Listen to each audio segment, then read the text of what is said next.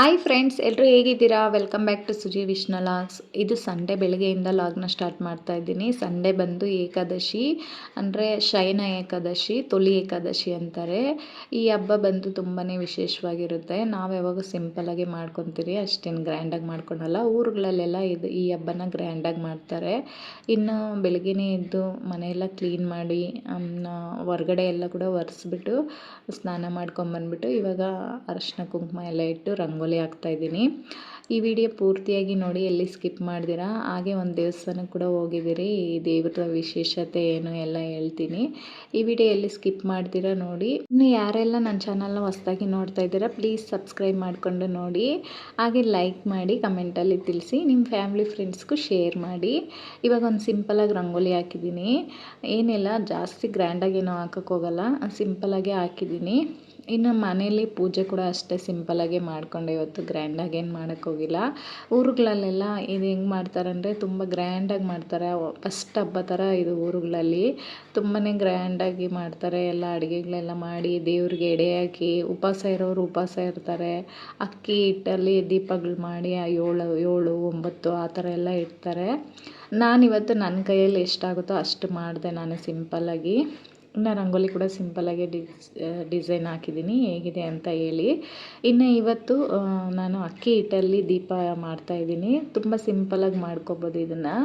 ಇದಕ್ಕೆ ಅಕ್ಕಿ ಹಸಿಟ್ಟು 2 ದೀಪ ಮಾಡ್ತಾಯಿದ್ದೀನಿ ನಾನು.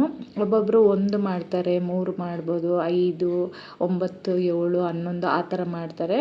ಅವ್ರವ್ರ ಶಕ್ತಿಗೆ ಅನುಕೂಲವಾಗಿ ಅವ್ರವ್ರು ಮಾಡ್ಕೊತಾರೆ. ನಾನು ಬಂದ್ಬಿಟ್ಟು 2 ದೀಪನ ಮಾಡ್ತಾಯಿದ್ದೀನಿ. ನನಗೂ ಇಷ್ಟ ಆ ಥರ ಎಲ್ಲ ಮಾಡೋದಕ್ಕೆ. ಆದರೆ ಫಸ್ಟ್ ಟೈಮು ನಾನು ಈ ಥರ ಎಲ್ಲ ಟ್ರೈ ಮಾಡಿ ಮಾಡ್ತಾ ಇರೋದು. ನನಗೂ ಅಮ್ಮ ಮನೇಲಿ ಮಾಡ್ತಾರೆ, ಇಲ್ಲ ಅಜ್ಜಿ ಮನೇಲಿ ಅವ್ರ ಮನೇಲಿ ಮಾಡ್ತಾಯಿದ್ರು.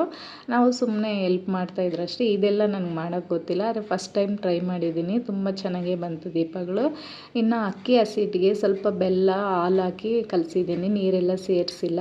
ಕಲಿಸ್ಬಿಟ್ಟು ಇವಾಗ ಬಂದ್ಬಿಟ್ಟು ಗಂಧ, ಅರಿಶಿನ, ಕುಂಕುಮ ಎಲ್ಲ ರೆಡಿ ಮಾಡ್ಕೊತಾ ಇದ್ದೀನಿ.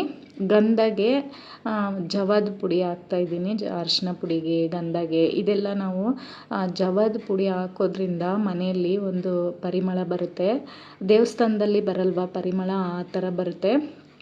ಇವಾಗ ಬಾಗಿಲಿಗೆ ಅರಿಶಿನ ಹಾಕೋದಕ್ಕೆ ಕೂಡ ನಾನು ಅದನ್ನೇ ಮಿಕ್ಸ್ ಮಾಡಿ ಹಾಕಿದೆ. ಇನ್ನು ಫೋಟೋಸ್ಗೆ, ಇನ್ನು ಇದು ದೀಪಗೆ ಅಕ್ಕಿ ಹಿಟ್ಟಲ್ಲಿ ಮಾಡಿದ್ನಲ್ಲ ದೀಪಗಳು, ಅದಕ್ಕೆ ಎಲ್ಲ ಗಂಧ ಇಡ್ತಾಯಿದ್ದೀನಿ. ಇದಕ್ಕೆ ಜವಾದ ಪುಡಿ ಹಾಕೋದ್ರಿಂದ ಮನೆಯಲ್ಲಿ ಒಂಥರ ಸ್ಮೆಲ್ಲು, ಪಾಸಿಟಿವ್ ಎನರ್ಜಿನೂ ಇರುತ್ತೆ. ಗಮ್ಮಂತ ದೇವಸ್ಥಾನದಲ್ಲೆಲ್ಲ ಬರುತ್ತೆ ನೋಡಿ ಸ್ಮೆಲ್ಲು, ಆ ಥರ ಬರುತ್ತೆ. ಮತ್ತು ಇದನ್ನು ದೀಪ ಅಂಟಿಸ್ಬಿಟ್ಟು ದೀಪದಲ್ಲಿ ಒಂದೊಂದು ಚಿಟಿಕೆ ಹಾಕೋದ್ರಿಂದ ಕೂಡ ಮನೆಯಲ್ಲಿ ತುಂಬ ಚೆನ್ನಾಗಿರುತ್ತೆ. ಆವತ್ತಿನ ದಿನ ಎಲ್ಲ ಚೆನ್ನಾಗಿರುತ್ತೆ ಸ್ಮೆಲ್ಲು, ಮತ್ತು ಗಮ್ಮಂತ ಪರಿಮಳನ ಬರ್ತಾ ಇರುತ್ತೆ. ದೇವ್ರಿಗೆ ತುಂಬ ಇಷ್ಟ ಆಗುತ್ತಂತೆ ಈ ಜವಾದ ಪುಡಿ. ಇನ್ನು ಈ ಥರ ಎಲ್ಲದರಲ್ಲಿ ಮಿಕ್ಸ್ ಮಾಡಿ ಹಾಕೋದ್ರಿಂದ ತುಂಬಾ ಒಳ್ಳೆಯದು. ಇನ್ನು ಕುಂಕುಮಗೂ ಅಷ್ಟೇ, ನಾವು ಇಡೋ ಕುಂಕುಮಗೂ ಕೂಡ ಅದನ್ನು ಸ್ವಲ್ಪ ಹಾಕಿ ಡೈಲಿ ಇಡೋದ್ರಿಂದ, ಗಂಧ ಕುಂಕುಮ ಇಡೋದ್ರಿಂದ ನಮಗೆ ಗೊತ್ತಿಲ್ಲದೇ ನಮಗೆ ಒಂಥರ ಎನರ್ಜಿ, ಪಾಸಿಟಿವ್ ಎನರ್ಜಿ ಇರುತ್ತೆ. ಇನ್ನು ಎಲ್ಲ ದೀಪಗಳೆಲ್ಲ ಮಾಡಿ ಕುಂಕುಮ ಎಲ್ಲ ಹಚ್ಚಿ ಇಡ್ತಾಯಿದ್ದೀನಿ. ಇನ್ನು ನೆನ್ನೆನೇ ಎಲ್ಲ ಕ್ಲೀನ್ ಮಾಡಿ ಇಟ್ಬಿಟ್ಟಿದ್ನಲ್ಲ. ಇನ್ನು ದೇವ್ರ ಪಾತ್ರೆಗಳಿಗೂ ಅಷ್ಟೇ ಕ್ಲೀನಾಗಿ ಎಲ್ಲ ಅರಿಶಿನ ಕುಂಕುಮ ಎಲ್ಲ ಇಟ್ಬಿಟ್ಟು, ನಮ್ಮ ಮನೇಲಿ ಬಂದು ವೆಂಕಟರಮಣ ಸ್ವಾಮಿ ಫೋಟೋ ದೊಡ್ಡದಿಲ್ಲ, ಚಿಕ್ಕದೇ ಇರೋದು. ನಾನು ಇರೋದ್ರಲ್ಲೇ ಮಾಡೋಣ ಅಂತೇಳ್ಬಿಟ್ಟು ಅದಕ್ಕೆ ಸಿಂಪಲಾಗಿ ಕುಂಕುಮ ಅರಿಶಿನ ಎಲ್ಲ ಇಟ್ಬಿಟ್ಟು ನೀಟಾಗಿ ಜೋಡಿಸ್ಕೊತಾ ಇದ್ದೀನಿ.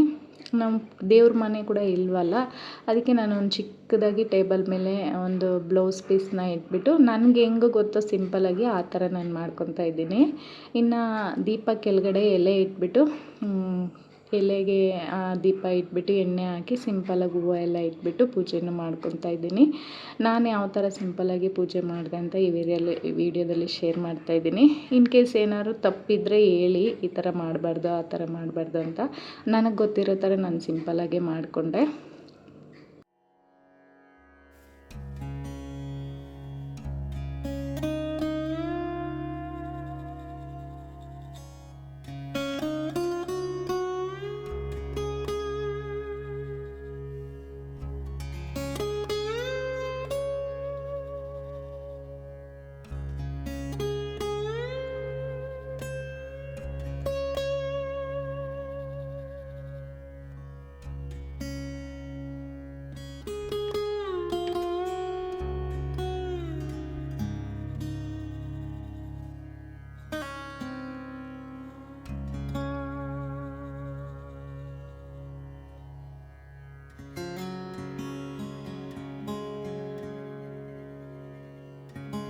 ಇನ್ನು ನೈವೇದ್ಯಕ್ಕೆ ಬಂದು ಸಿಂಪಲ್ಲಾಗಿ ಪಾನಕ ಮಾಡಿದೆ. ಇನ್ನು ಹಣ್ಣು ತೆಂಗಿನಕಾಯಿ ಎಲ್ಲ ಒಡೆದು ದೀಪ ಅಂಟಿಸ್ಬಿಟ್ಟು ನಾನು ನಮ್ಮ ಹಸ್ಬೆಂಡ್ ಇಬ್ಬರು ಸಿಂಪಲ್ಲಾಗಿ ಪೂಜೆ ಮಾಡಿದ್ರಿ. ಇಬ್ಬರು ಪೂಜೆ ಎಲ್ಲ ಮಾಡಿಬಿಟ್ಟು ನನಗೆ ಗೊತ್ತಿರೋ ಥರ ನಾನು ಪೂಜೆ ಮಾಡಿಕೊಂಡೆ ಸಿಂಪಲ್ಲಾಗಿ.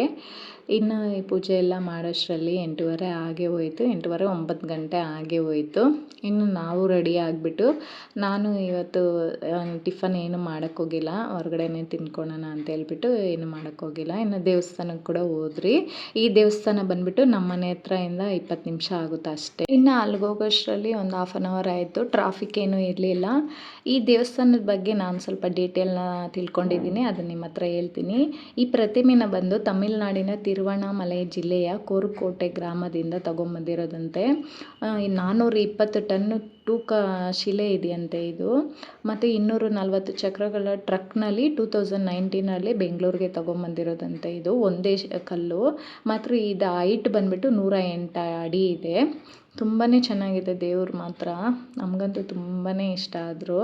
ಇದನ್ನು ಬಂದುಬಿಟ್ಟು ಜೂನ್ 2ರಲ್ಲಿ ಪ್ರತಿಷ್ಠಾಪನೆ ಮಾಡಿ ಮಹಾಕುಂಭಾಭಿಷೇಕ ಎಲ್ಲ ಮಾಡಿದ್ದಾರೆ. ಅವತ್ತು ಹೋಗಿದ್ರೆ ಫುಲ್ಲು ರಶ್ಶು, ತುಂಬಾ ಚೆನ್ನಾಗಿರ್ತಾಯಿತ್ತು. ಇನ್ನು ಪಾರ್ಕಿಂಗ್ ಎಲ್ಲ ಅಷ್ಟೇನು ಸೌಲಭ್ಯ ಇಲ್ಲ. ಇನ್ನು ಇವಾಗ ತಾನೇ ಎಲ್ಲ ಕಟ್ತಾ ಇದ್ದಾರೆ. ಇನ್ನು ಈ ಸೈಡಲ್ಲೆಲ್ಲ ಚಿಕ್ಕ ಚಿಕ್ಕ ದೇವರುಗಳು ಎಲ್ಲ ಥರ ವಿಗ್ರಹಗಳು ದೇವರುಗಳೆಲ್ಲ ಇದ್ದಾರೆ. ಒಂದು 10 ದೇವರುಗಳ ಮೇಲೆ ಇದ್ದಾರೆ.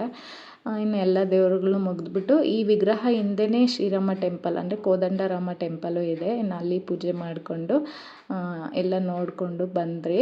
ಒಂದು 10 ನಿಮಿಷ ಅಲ್ಲೇ ಟೈಮ್ ಸ್ಪೆಂಡ್ ಮಾಡಿದ್ರೆ ಆ ದೇವ್ರು ನೋಡ್ತಾ ಇದ್ದರೆ ಏನೋ ಒಂಥರ ಮನ್ಸಿಗೊಂಥರ ತೃಪ್ತಿ. ಇನ್ನು ಮೇಲೆ ಎಲ್ಲ ಇಲ್ಲಿ ಹೋಗಿ ನೋಡೋದಕ್ಕೆ 100 ರೂಪೀಸ್ ತಗೊತಾರೆ. ಅದೇನೋ ನನಗಿಷ್ಟ ಆಗಿಲ್ಲ. ಇರೋರು ಇರ್ತಾರೆ, ಇಲ್ದಿರೋ ಇರೋರು ಇರ್ತಾರೆ. ಅಷ್ಟು ರೇಟು ಒಬ್ಬೊಬ್ರಿಗೆ ಒಂದು ಟಿಕೆಟ್ಗೆ. ಅಲ್ಲೂ ಪೂಜೆನೂ ಏನೂ ಮಾಡಲ್ಲ. ನನಗೇನೋ ಅದೊಂದು ಇಷ್ಟ ಆಗಿಲ್ಲ. ಇನ್ನು ಶ್ರೀರಾಮ ಟೆಂಪಲ್ಗೂ ಹೋಗಿ ಪೂಜೆ ಮಾಡಿಕೊಂಡು ಅಲ್ಲೇ ಚಿತ್ರಾನ್ನ ಕೊಟ್ಟು ತಿಂದ್ಬಿಟ್ಟು ಬಂದ್ರಿ. ಇನ್ನು ಈ ವಿಡಿಯೋ ಏನಾದ್ರು ಇಷ್ಟ ಆದರೆ ಪ್ಲೀಸ್ ಒಂದು ಲೈಕ್ ಮಾಡಿ.